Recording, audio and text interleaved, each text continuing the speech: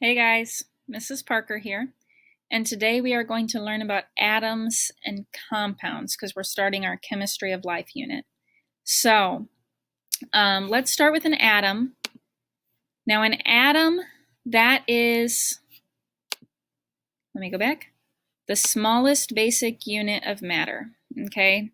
So the nice thing with taking notes on the video is you can always pause it to write these things down in your notes, okay? Now, the parts of an atom.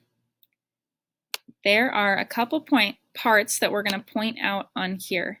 Please excuse my bad writing. I'm getting used to this new pen that I got. So, if you look on their drawing, this middle part of an atom, that is called the nucleus. So remember, again, you can pause, write that down.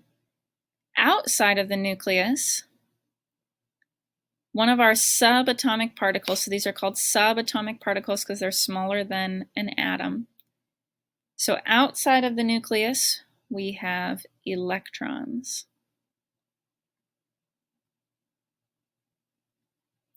And those have a negative charge, okay? Negative charge. Now inside of the nucleus, there's two types of particles. One is a proton.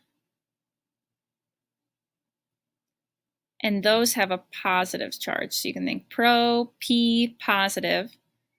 And then the other subatomic particle in the nucleus is called a neutron. And those actually have no charge. So we put a 0 and we say they are neutral.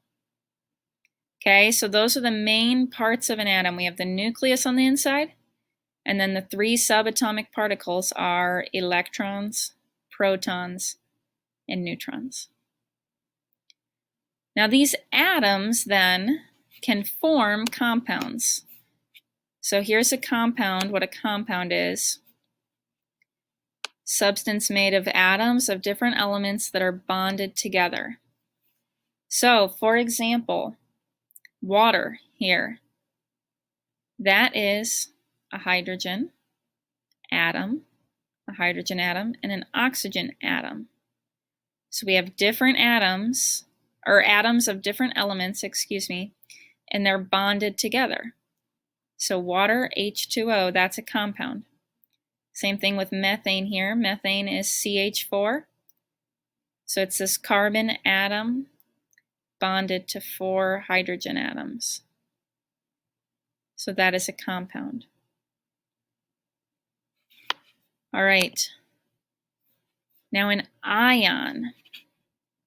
That is an atom that has gained or lost 1 or more electrons. So if it's a positive ion, remember, electrons are negative. So if it's a positive ion, what that means, let me put this back to my pen so we can write this down. That means that it has lost electrons.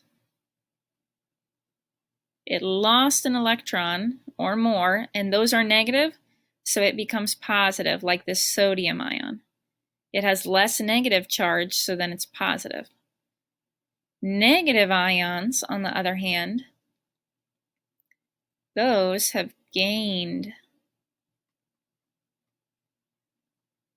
electrons. Okay? And that's how they become negative ions, because they get more negative charge when they gain electrons. All right, now we're going to talk about two types of bonds. So an ionic bond, chemical bond formed between two ions. So remember, ions are those charged particles. So in this case, salt is formed when Na plus bonds with Cl minus. Because they have opposite charges, they attract each other, and that is an ionic bond. Another main type of bond is called a covalent bond. Chemical bond formed when atoms share electrons. So instead of having opposite charges and bonding because of that, here they share electrons. So like in methane, CH4, the carbon and the hydrogen, they're sharing this pair of electrons, and so they're bonded because of that. This shared pair of electrons, same thing here, and here, and here. Those are all 4 covalent bonds. All right.